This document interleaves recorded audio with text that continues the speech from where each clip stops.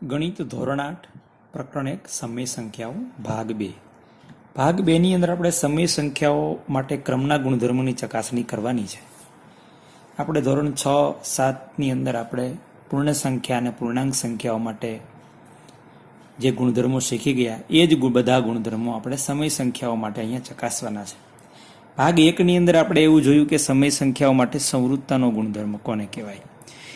જો બે સમય સંખ્યાઓનો સરવાળો કરવામાં આવે અને જો જવાબ સમય સંખ્યા મળે તો સમય સંખ્યાઓ સરળની ક્રિયા માટે સંવૃત્તાનો ગુણધર્મનું પાલન કરે છે એવું કહેવાય.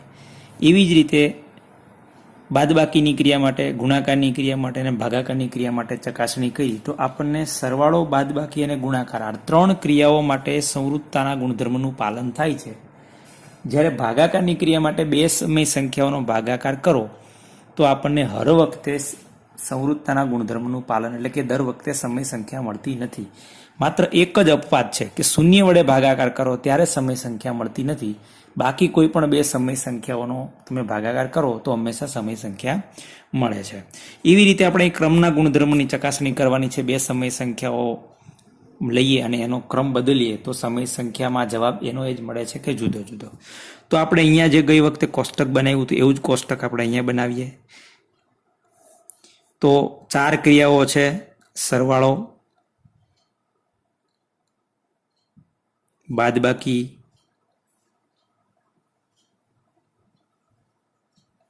ગુણાકાર અને ભાગાકાર.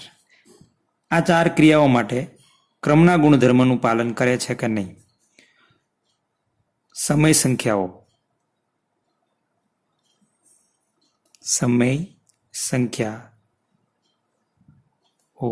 ક્રમના ગુણધર્મનું પાલન કરે છે. ક્રમના ગુણધર્મનું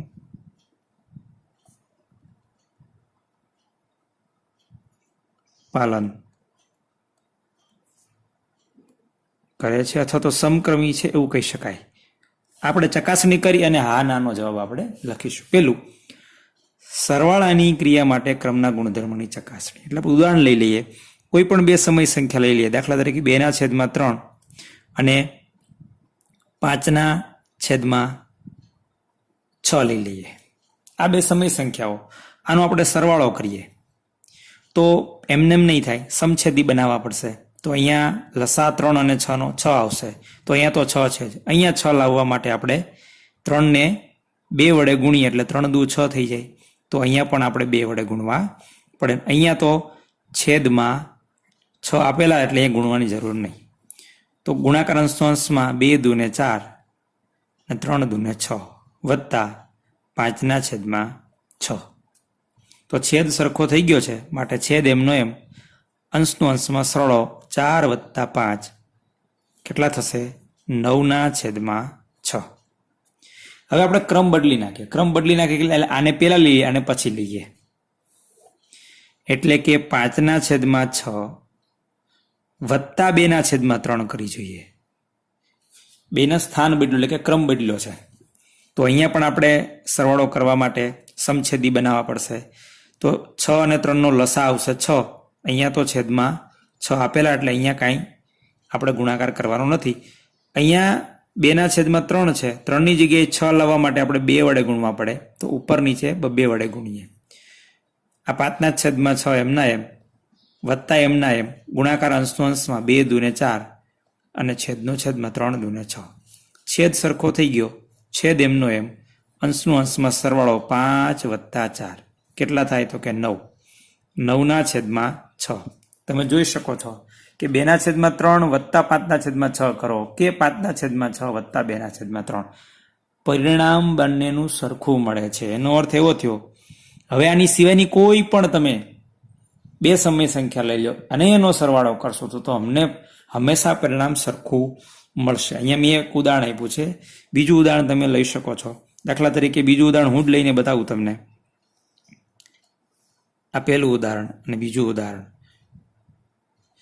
દાખલા તરીકે -2/3 વત્તા 3/4. આ બે સમય સંખ્યાઓ છે, એક ઋણ ને એક ધન. એનો સરવાળો કરવો છે. એ ભલે ઋણ સમય સંખ્યાઓ રહી, આપણે સરવાળાની ક્રિયા કરવી છે તો 3 અને 4 છે ત્યાં છેદ સરખો કરવો પડશે, એટલે કે સમછેદી બનાવવા પડશે અને લસા આવશે 12. અહીંયા 12 લાવવા માટે આપણે 2/3 છે ત્યાં 12 લાવવા માટે 4 વડે ગુણવા પડશે, તો ઉપર નીચે 4 વડે ગુણીએ, વત્તા 3/4 છે અહીંયા 4 છે ત્યાં 12 લાવવા માટે 3 વડે ગુણવા પડશે, તો ઉપર નીચે 3 વડે ગુણાય. ગુણાકાર અંશમાં પેલા નિશાનીનો ઓછે વત્તે ઓછા 2 ચોક 8, છેદનો છેદમાં 3 ચોક 12, વત્તા 3 તેરી 9, છેદમાં 4 તેરી 12. અહીંયા પણ નિશાનીનો ગુણાકાર કરીએ છીએ પણ બે વત્તા છે એટલે જવાબ વત્તા, એટલે વત્તે વત્તા જ રહેવાનો. હવે છેદ સરખો થઈ ગયો એટલે છેદ એમનો એમ, અંશનો અંશમાં સરવાળો થતો હોય તો સરવાળો અને બાદબાકી થતી હોય બાદબાકી. અહીંયા ભલે સરવાળો કીધો પણ અહીંયા બે પદની નિશાની વિરુદ્ધ છે એટલે બાદબાકીની ક્રિયા થશે. મોટામાંથી નાનું બાદ મોટાની નિશાની, 9માંથી 8 જાય 1 વધે, મોટું 9 છે એ વત્તા છે એટલે જવાબ વત્તા, છેદમાં 12. અહીંયા તમે જો સરવાળો 1/12 આવ્યો તો ક્રમ બદલી નાખી, આને અહીંયા લખીને અહીંયા લખી દે, એટલે કે 3/4 વત્તા ઓછા 2/3 કરીએ, પરિણામ શું આવે છે જોઈએ. તો અહીંયા 4 અને 3 છે, છેદ સરખો કરવા માટે લસા 12 લઈએ, તો અહીંયા 12 લાવવા માટે ઉપર નીચે 3 વડે ગુણવા પડશે, વત્તા ઓછા 2/3 છે ત્યાં 12 લાવવા માટે ઉપર નીચે 4 વડે ગુણવા પડશે. ગુણાકાર અંશનો અંશમાં 3 તેરી 9, છેદનો છેદમાં 4 તેરી 12, વત્તા ઓછે વત્તે ઓછા 4 દૂને 8 અને 3 ચોક 12. હવે છેદ સરખો થઈ ગયો છે, છેદ એમનો એમ, અંશનો અંશમાં સરળો થતો હોય તો સરળો ને બાદબાકી થતી હોય તો બાદબાકી. હવે આની પાસે બે નિશાનીઓ છે, બે નિશાનીનો ગુણાકાર કરીને એક નિશાની લઈ આવીએ, 9 એમના એમ વત્તે ઓછે ઓછા 8, છેદમાં 12. હવે બંને પાસે એક એક નિશાની છે, આ વત્તા ઓછા, વિરુદ્ધ નિશાની એ બાદબાકી, મોટામાંથી નાનું બાદ મોટાની નિશાની. 9માંથી 8 જાય 1, મોટા 9 છે એ વત્તા, એટલે જવાબ વત્તા, છેદમાં 12 એમના એમ. તમે જોઈ શકો છો આ ઉદાહરણ લીધું અથવા આ ઉદાહરણ લીધું, પરિણામ તમને જો અહીંયા ક્રમ બદલ્યો તો પણ જવાબ 1/12 1/12 મળ્યો. અહીંયા ક્રમ બદલ્યો તો એ 9/6 9/6 મળ્યો. એનો અર્થ કે સરવાળાઓ કોઈ પણ બે સમય સંખ્યાનો કરો પરિણામ સરખું મળે છે. બરાબર, તો આપણે લખી શકીએ કે કોઈ પણ બે સમય સંખ્યાઓ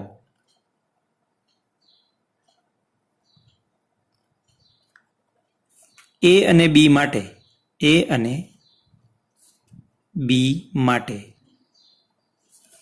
A વત્તા B બરાબર B વત્તા A થાય છે. એટલે કે એનો અર્થ એવો થયો, એટલે કે સમય સંખ્યાઓ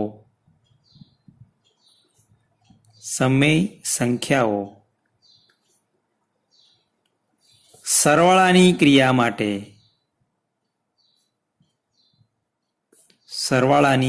માટે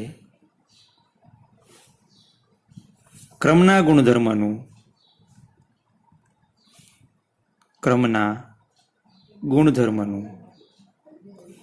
પાલન કરે છે.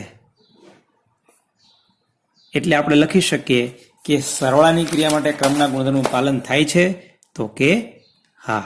આ માત્ર આપણે સરવાળાની ક્રિયા માટે જોયું. આવી જ વસ્તુ આપણે હવે બાદબાકી માટે, હવે બે ઉદાહરણ નહીં લઉં, એક જ ઉદાહરણ લઈશ એટલે આપણું કામ થોડું ઝડપી બને. હવે બાદબાકીની ક્રિયા માટે ચકાસણી કરીએ.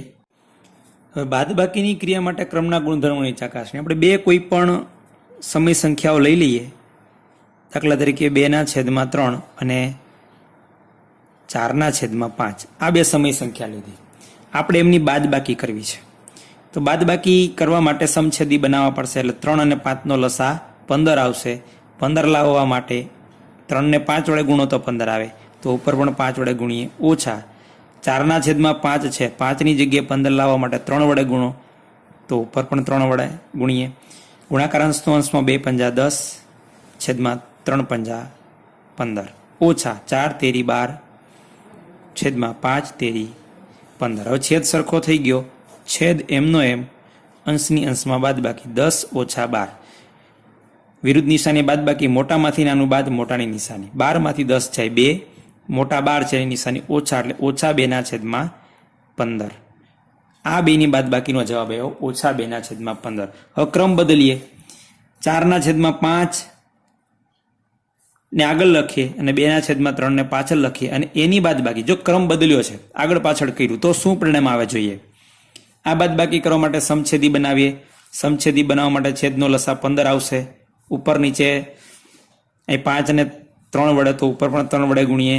2/3 છે, ત્યાં 15 લાવવા માટે 5 વડે ગુણીએ, તો ઉપર પણ 5 વડે ગુણીએ. ગુણાકાર અંશનો અંશમાં 4 તેરી 12, છેદમાં 5 તેરી 15, ઓછા 2 પંજા 10, છેદમાં 3 પંજા 15. છેદ સરખો થઈ ગયો, છેદ એમનો એમ.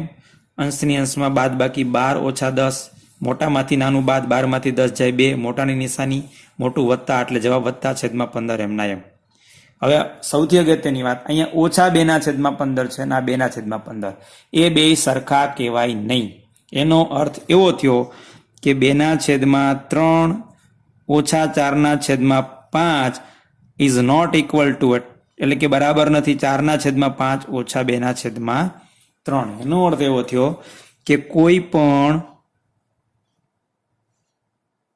બે સમય સંખ્યાઓ, આની સિવાયનું પણ તમે ઉદાહરણ લઈને ચકાસણી કરશો તો પરિણામ સરખું નહીં મળે. એ અને બી માટે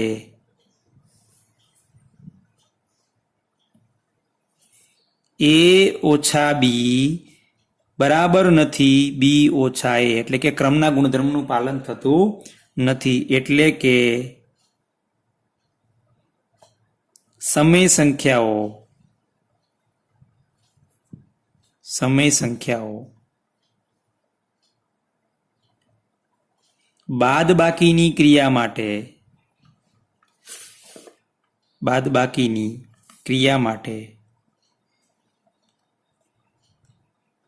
ક્રમના ગુણધર્મનું પાલન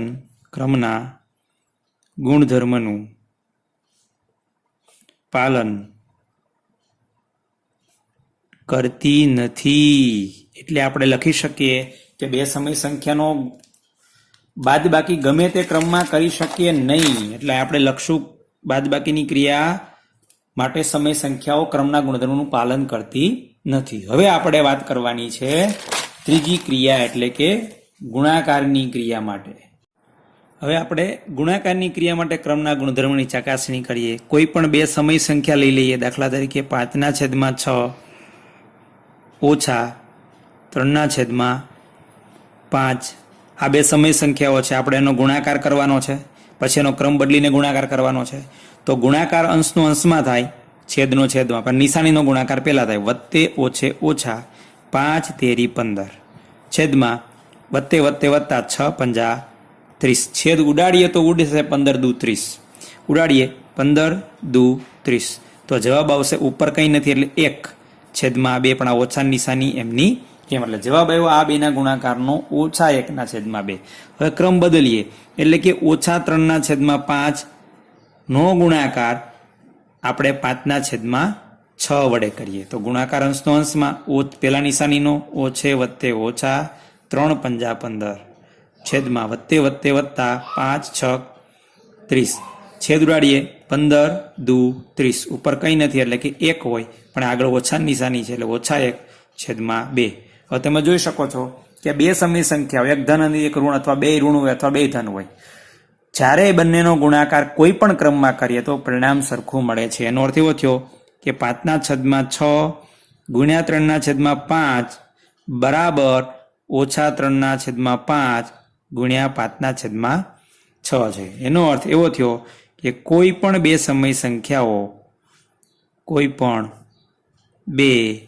સમય સંખ્યાઓ આની સિવાયની લઈને ચકાસણી કરશો તો પણ તમને ગુણાકારની ક્રિયા માટે પરિણામ સરખું મળશે, એટલે કે ક્રમના ગુણધર્મનું પાલન થશે.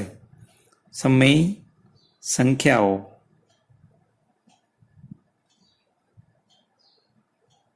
એ અને બી માટે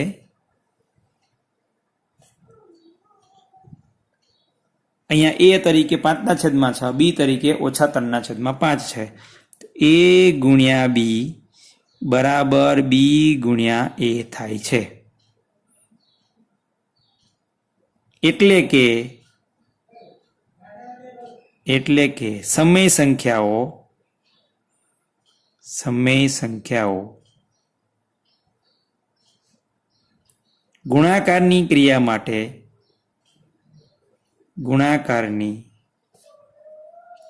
માટે ક્રમના ગુણધર્મનું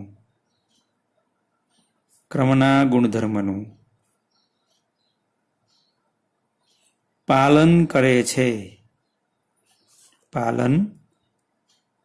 એટલે આપણે કોષ્ટકમાં લખીશું કે ગુણાકારની ક્રિયા માટે સમય સંખ્યાઓ ક્રમના ગુણધર્મનું પાલન કરે છે, તો કે હા. બરાબર.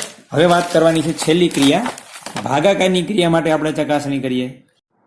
ભાગાકારની ક્રિયા માટે ક્રમના ગુણધર્મની ચકાસણી આપણે 2/5 લઈ લઈએ, એનો ભાગાકાર આપણે કરીએ 3/4 વડે. કોઈ પણ તમે લઈ શકો. હવે ભાગાકાર કરવો એટલે એના વ્યસ્ત વડે ગુણવું. 2/5 ને 3/4 વડે ભાગવું એટલે 2/5 ને 3/4 નો વ્યસ્ત એટલે કે 4/3 ઉલટી ગયું, છેદ અંશ થઈ ગયો, અંશ છેદ થઈ ગયો, તો ભાગાકારની જગ્યાએ ગુણાકાર. ગુણાકાર આપણને આવડે છે અંશનો અંશમાં, છેદનો છેદમાં. 2 ચોક 8 છેદમાં 5 તેરી 15. આ જવાબ આવ્યો. હવે ક્રમ બદલીએ. આપણે 2/5 ને 3/4 વડે ભાગ્યા હતા. હવે આપણે 3/4 ને 2/5 વડે ભાગીએ તો પરિણામ સરખું આવે છે કે નહીં? 3/4 ને 2/5 વડે ભાગવું એટલે 3/4 ને 5/2 નો વ્યસ્ત એટલે કે 2/5 નો વ્યસ્ત એટલે કે 5/2 વડે ગુણવું. ગુણાકાર અંશનો અંશમાં 3 × 15, છેદનો છેદમાં 4 × 2 = 8. તમે જોઈ શકો છો પરિણામ સરખું મળ્યું નહીં. 4/15 અને 15/8 બે સરખા કહેવાય નહીં. એટલે કે 2/5 ભાગ્યા 3/4 ઇઝ નોટ ઇક્વલ ટુ એટલે કે બરાબર નથી 3/4 ભાગ્યા 2/5. એટલે આપણે લખી શકીએ કોઈ પણ બે સમય સંખ્યાઓ A અને B માટે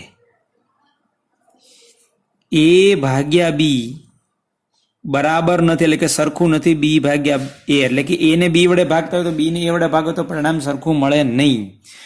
એટલે એનો અર્થ એવો થાય એટલે કે સમય સંખ્યાઓ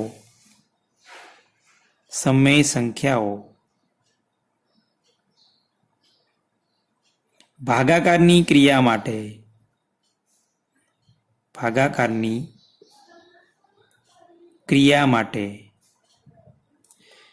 ક્રમના ગુણધર્મનું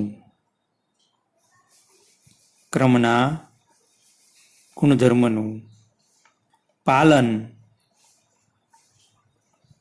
કરતી નથી. એટલે કે આપણે ગમે તે ક્રમમાં ભાગાકાર કરી શકીએ નહીં. એટલે આપણે કોષ્ટકમાં લખીશું કે શું સમય સંખ્યાઓ ભાગાકારની ક્રિયા માટે ક્રમના ગુણધર્મનું પાલન કરે છે, તો કે ના. તો એનો અર્થ એવો થયો કે સમય સંખ્યાઓ માત્ર 2 જ ક્રિયાઓ માટે ક્રમના ગુણધર્મનું પાલન કરે છે. એક સરવાળો ગમે તે ક્રમમાં કરી શકાય અને ગુણાકાર ગમે તે ક્રમમાં કરી શકાય.